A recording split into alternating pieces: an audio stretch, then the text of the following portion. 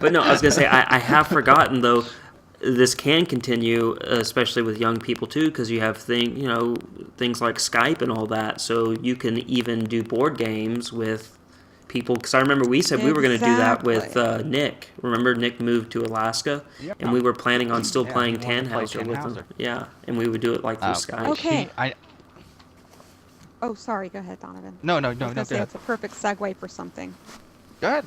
that you're I mentioning. was This gonna. the that technology, I feel like, sort of turned against board gaming because it was so fascinating at first that it was just something no one could take their eyes off of.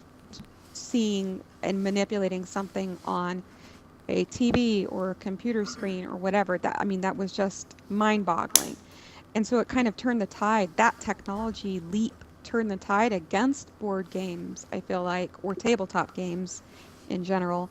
But that now we do have ways of, like you said, with Skype or Google Hangout or like whatever the case may be, you can explore those avenues. And that is the emergence of Critical Well, we Role, can't. which is my absolute favorite thing ever, and that is a D&D based Twitch campaign that is amazing. Well, I think also there's um, a huge problem back in the past with D&D, with um, the group of people that thought that it was all about witches and they were doing witchcraft and shit Yes. like that. I mean, there's that Tom Hanks movie, Mazes and Monsters, which basically was like, Tom Hanks. yeah, I thought it was Tom was it? Cruise. No, it's No, it's Tom Hanks. It wasn't Tom Cruise. It's Tom Hanks. Anyway, Tom Hanks was in Mazes and Monsters, and he ends up, like, I think either committing suicide and killing a bunch of people, and it's really stupid. Point is that there was like this big movement of people in the past, religious people saying, like, oh, I wouldn't even say religious, people that didn't understand uh, what their teenagers slowly going off and hanging out with a friend, so they didn't understand what these people, their teenagers were doing, and the only way to counteract that was to automatically assume that it's witchcraft and they're murdering cats. So, so there was like this big downfall for I think like people trying to stop Yes. D&D, and then but it's picking back up with such things as Critical Role. Um, there's a lot of other YouTubers out there that are doing different means, and what you're talking about with technology. There's actually a program where you can create the maps and play with all your friends over a map system online, and the DM controls it, and you guys can control your characters and move them where you want them to and whatnot. And I was also going to Yeah, say exactly. another place that when they were coming down on D&D, another place D&D escaped to was with video games and RPGs. Yes. Exactly. It had a huge influence on the RPG community. Yeah. Oh, huge. And that was satisfying for a lot of people who were playing or who had come from that background, like myself. My favorite type of game is an RPG, but I do find myself playing a lot of first-person shooters and stuff like that just because that is what is out there, and it's getting so redundant and so boring. And maybe that's part of the reason that there's been kind of this rise in interest that and showing interesting people playing these kind of games.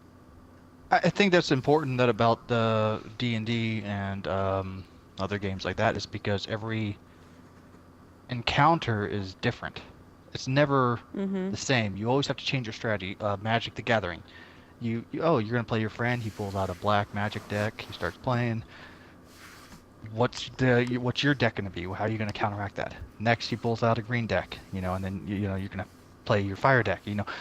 Depending on what you want to do and how you want to play that or counteract that thing. Same with D&D. Every story is different, and depending on the DM, you're gonna get a different Mm-hmm. DM's personality through it, such as a DM that's a dick that strives on killing off your character, or someone like um, Matt off of Critical Role that wants to really help build your character up and get you through the story and tell a story, but is very, by the rules and things like that. It just you get different Yeah, a different plus the experience every single time. I saw you. yeah, and it's like when you Oh, oh, sorry. okay. I was gonna No, say go ahead. No, go ahead. I no, saw you go ahead. Go. Donovan. I saw when you were mentioning Magic the Gathering, you skipped over Pokemon, the actual trading I card apologize. aspect Yeah. of Pokemon. That's also the fun thing about any of these games is, like you were saying, and I'm sorry, Ginger, I know you won't have something to say, No, go but ahead. collecting, such as HeroScape, fucking Pokemon, Magic the Gathering, Star Wars, the collectible card game, I used to do that. There's tons of things that you can collect and build upon. That's why I enjoyed Tannhauser's, because new sets kept coming out, and I'm sad that they aren't making it anymore, because it was fun buying the new sets and having a new experience every single time you play it. So. Ginger, sorry. See, I never got into those really, but I probably would have.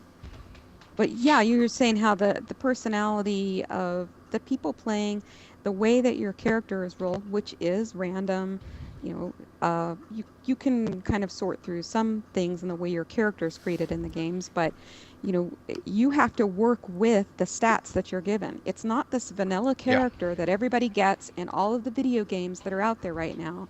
Oh, you got this Titan You got in Destiny, and Joe. you got to grind for 5 million hours to get him up to the light level that you want, or you got this.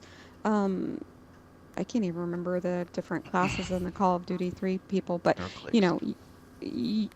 everybody gets to be the same if you grind long enough on whatever the game is, and it's not true about something like D&D. Well, yeah. For example, fucking the Bard. I've never even thought about fucking playing a Bard before, but seeing Scanlan on Critical Role, and how well he plays that character, and how well he creates That's music awesome. from popular music. He makes jokes. He influences the team so much that if if we play D&D, I don't know if we'd be able to have one without a Bard now, because I'm like, I need my extra D10 dice so I can fucking roll and Need have that inspiration. advantage, And Yeah, Sean I is need falling some fucking asleep at this inspiration. point. Okay, so we've mentioned Critical Role. Let's mention it kind of in a tiny bit more totality. So Critical Role has really pushed forward the image of the Dungeons and Dragons community, also associated with Geek and Sundry. This is a group of voice actors, and by the way, most of them have been in like every game you've ever played, every video game. Actually, Matt Murdock, the DM, actually played in Mercer. Batman, and Matt Mercer. Mercer. Matt Murdock, that's fucking I was like, Daredevil. Matt Mercer is in fucking Batman, Batman the Arkham Knight. He actually plays Nightwing in that, and he's also in Call of Duty. He does some side voices. Resident Evil. Leon. Resident Evil. Leon. Yeah. He plays a lot of people that you don't realize, and you're sitting there, and once you start watching Geek and Sundry, once you start watching Critical Role, you start hearing these people as you're playing. Like me and Ginger were playing through the story mode of Call of Duty, and this Irish accent guy came in there, or Scottish, and I was like, oh, there's Matt. And you were like, oh, I missed it. I didn't even catch on, but it Yes, like automatically, I was like, oh, there he is. Sam Riegel was the voice of Spider-Man in both of or two of the the more successful Spider-Man games, which I didn't play but heard, and they sounded funny. But all of the voice actors that are in Wait, did they have Keith David at all? He's the king of video game voice acting. Good old Keith David. I would say Troy Baker, but I don't. Snap. Just kidding. I don't recognize voice actor war. I've heard better than Troy. Troy's good, but oh my god! I told you it was gonna be a war. I knew it. I mean, there are random actors out there, voice actors. The guy that does Varix in Destiny, which you guys have probably never heard, he's incredible. But I don't know that you would know all of these voices. Let's see, Laura Bailey, she was in Fables, BioShock, right? I think so. Yeah, she was. She was in BioShock. Let's see. I don't remember what Talos and Jaffe was in. Well, let's keep going, because if we keep going on this, we can go on for a really long time. Voice acting can be another that was topic. Our voice acting. That was our voice related acting to gaming. day is coming up April 30th. Well, I was just gonna say regarding show. these people, these Critical Role people, they started they through Geek and Sundry, they went into this Twitch mode, right? So they started broadcasting their games on Twitch. It's been a little over a year, and in that amount of time, they now have close to 18,000 8 subs. followers. 18,000 subs. And that's not counting Actually, all the YouTubes that they do, which some of their YouTubes have over 1 million views. I mean, that's showing you something's happening in the community of tabletop in general, D&D specifically, but it's really blowing up right now. I wish I could buddy get a that's look never at played D&D. their retention time. I wonder how much their retention time is for their probably long. Do they do long plays? 3 Like plus hours. 4 hours. Yeah, And if someone, minimum of 3 hours. If even just half of that million view watches that all the way through, they're probably making a decent amount off of the ad revenue.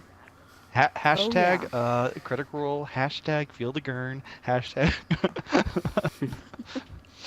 I mean, Yeah, they've had that's another actors thing. such Chris as Felicia Hardwick. Day. They've had Will Wheaton. They've had Chris Hardwick. Vin yeah. Diesel. They've even had Vin Diesel. Yeah.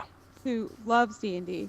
Yeah, I mean, it's Which made me crazy actually add blowing up right respect now. points for Vin Diesel. After that. Oh, I totally respect him for his D&D love. Actually, For I don't know his if he. I don't know if he still D&D has love, it, wink, but wink. I don't know if it's Yeah, still he in does. business. Oh, he but most certainly Vin does. Diesel had his own video game company. He was. that I I didn't don't know know. that. But I don't know if it ever lasted or not. So I'd have to look it I know up. one of his recent birthdays, he had a D&D themed cake. So he's definitely still into that. Excuse me. Hey guys, thanks for watching. Why don't you drop us a thumbs up if you liked the video, and don't forget to subscribe to the channel to keep up with everything we're doing around here. Click on the right for more 2-Bit podcasts, and click the video on the left if you want to see some 2-Bit reviews. Once again, thanks for watching. We really appreciate it.